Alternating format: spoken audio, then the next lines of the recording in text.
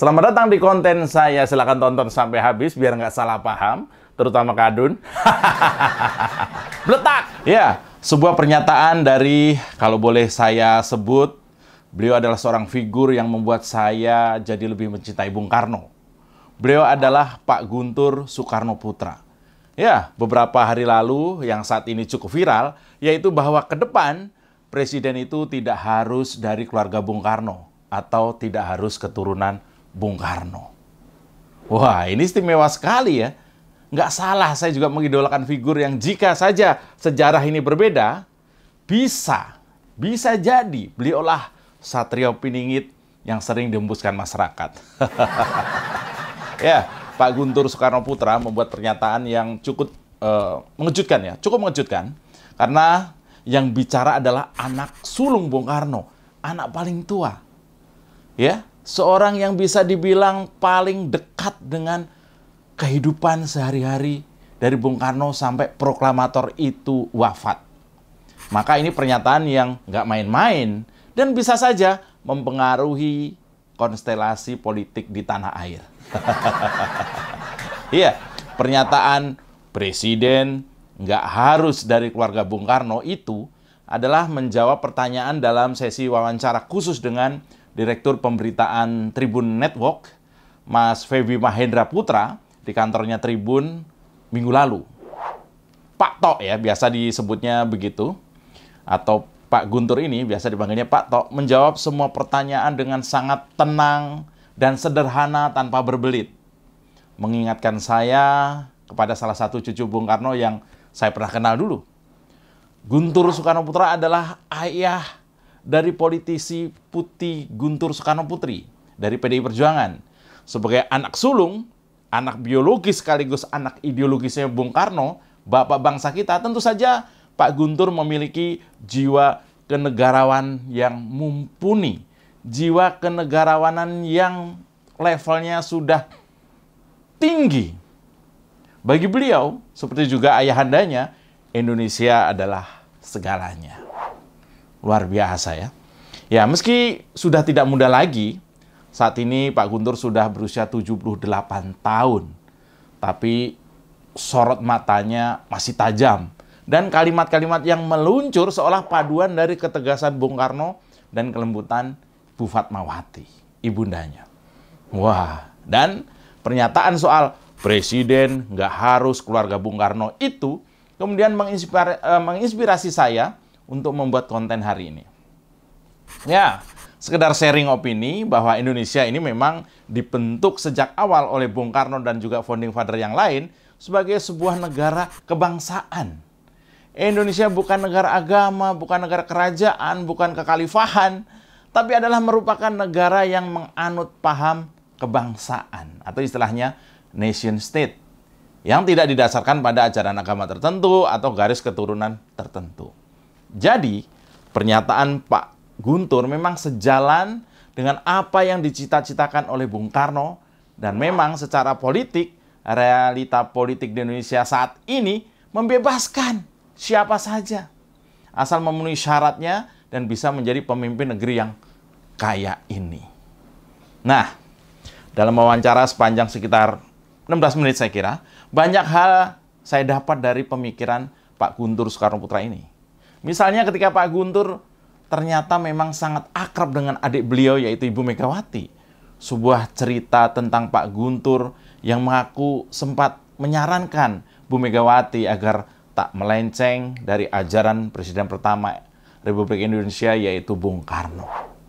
Hanya Pak Guntur yang berani begini. Iya, biasanya kalau di Jawa itu kakak tertua kalau ayah ibunya sudah nggak ada itu jadi wakil daripada bapak atau wakil daripada orang tua. Ya, karena mungkin kita-kita nih ya, pengagum Bung Karno nih, sebagian besar ya hanya kagum saja. Belum paham apa arti ajaran-ajaran Bung Karno, khususnya soal pengelolaan negara. Sementara Pak Guntur, ini sebut saja sebagai A1-nya Bung Karno. Saya meyakini Pak Guntur ini telah diberi ilmu langsung oleh Pak atau Bung Karno ya, bapak bangsa itu, tentang bagaimana Indonesia harus dipimpin. Saya yakin itu. Ya, meski sama seperti juga kawan-kawan saya yang punya pertanyaan mendasar. Kenapa Pak Guntur yang kita cintai ini nggak ikutan dalam politik praktis? Ikutan parpol misalnya, atau malah bikin parpol seperti Bu Mega. Sehingga harapannya dengan parpol bisa ikutan mengejawantahkan atau mengimplementasikan pikiran-pikiran otentik Bung Karno untuk makin berkibarnya Indonesia saat ini. Nah, tapi ternyata Pak Guntur Soekarno ini memang mempunyai alasan tidak masuk partai politik. Meski itu bukan berarti putra sulung dari presiden pertama Bung Karno ini anti politik, enggak. Bukan berarti kalau nggak ikut parpol itu jadi tidak berpolitik, enggak juga. Beliau tuh pernah bilang ya, bukan berarti saya tidak berpolitik. Yang betul adalah saya tidak masuk partai politik dan saya menyalurkan aspirasi politik melalui tulisan, artikel, pidato, dan lain sebagainya. Kata Pak Guntur begitu. Nah, Pak Guntur juga menyampaikan, pada era Orde Baru ada rencana untuk mengadakan fusi partai ya.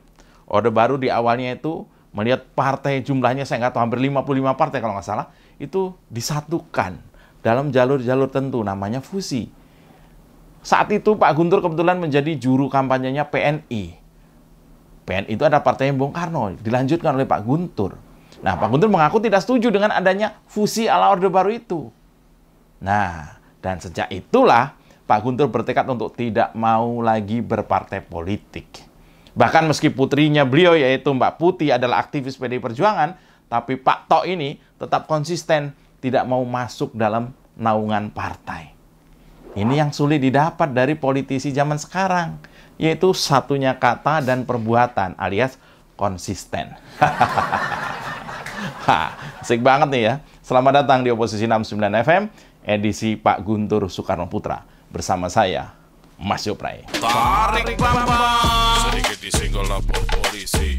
Padahal doyan nyenggol tanpa basa-basi. Orang ngebanyol, kok disomasi. Oh sial, semua salah Jokowi. Oh no, ini negara gua. Oposisi gak ada otaknya. Bangsat!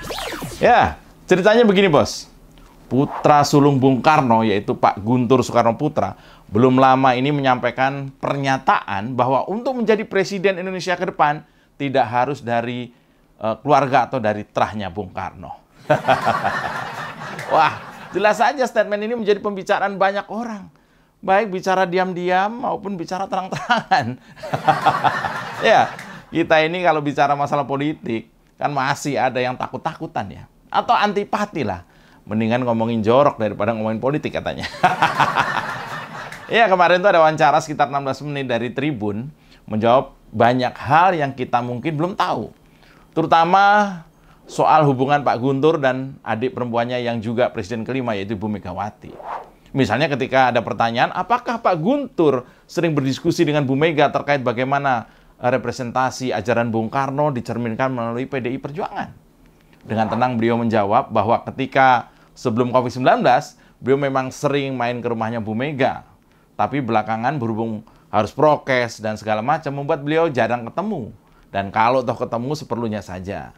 Dan kalau Bu Mega tanya sesuatu, pasti beliau itu langsung mengajak berdiskusi. Luar biasa ini. Ini khas adik kakak lah ya.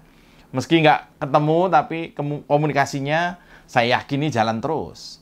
Meski mereka sudah tidak muda lagi, Pak Tok ini 78 tahun, Bu Mega ini sudah 75 tahun mungkin. Tapi mereka memang masih penuh dengan, apa kalau saya sebut, energi untuk memikirkan bangsa ini. Luar biasa ya.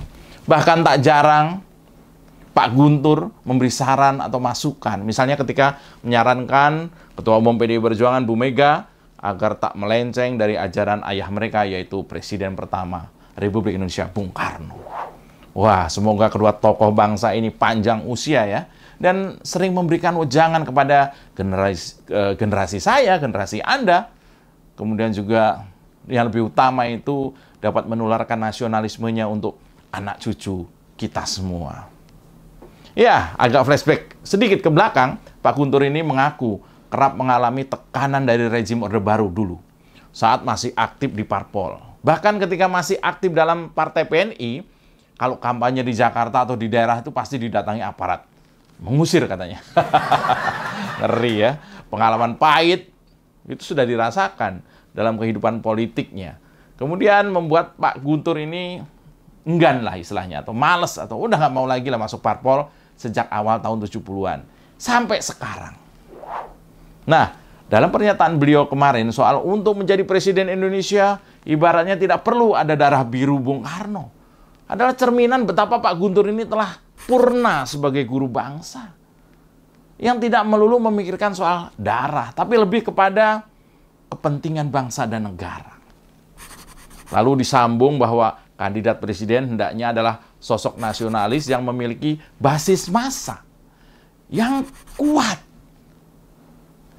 Artinya adalah bahwa tidak boleh ada orang yang mendadak menjadi capres hanya bermodalkan ketenaran dan uang tanpa memiliki merangkul hati rakyat yang dibuktikan dengan kuatnya basis massa di tiap daerah. Dan kalau apa yang diucapkan oleh anak sulung Bung Karno itu kita bandingkan dengan situasi di Indonesia saat ini, tentu masih banyak pilihan putra-putri bangsa terbaik yang mungkin bisa sesuai dengan kriteria ala Pak Guntur ini. Saya sih sepakat soal itu ya.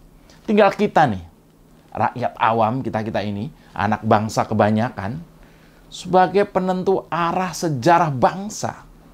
Pandai menggunakan suara, pandai menentukan pilihan jika waktunya telah tiba. Apalagi saat ini, diduga ada indikasi figur yang dikenal rekat dan dekat dengan para pengacau ideologi bangsa, dengan para perongrong Pancasila, juga akan ikutan kontestasi politik pada 2024. Dan ini tidak boleh terjadi. Timur Tengah boleh terkoyak karena digerogoti faham yang memanfaatkan sentimen agama untuk membungkus kebobrokannya. Tapi di sini, di Indonesia, harus yang senafas dengan bapak bangsa, nasionalis sejati, dan yang sudah jelas merah putihnya bagi siapapun yang menduduki kursi presiden Indonesia. Kalau kadrun sih, udahlah ke Afghanistan sana. Demikian Oposisi 69 FM. Jangan kasih kendor untuk Indonesia makin kesohor. Salam bletak. Tarik Bambang. Tarik Bambang. Sedikit disenggol lapor polisi, padahal doyan nyenggol tanpa basa-basi. Orang ngebanyol kok disomasi. Oh sial, semua salah Jokowi. Oh no, ini negara gua. Oposisi gak ada otaknya. Bangsat!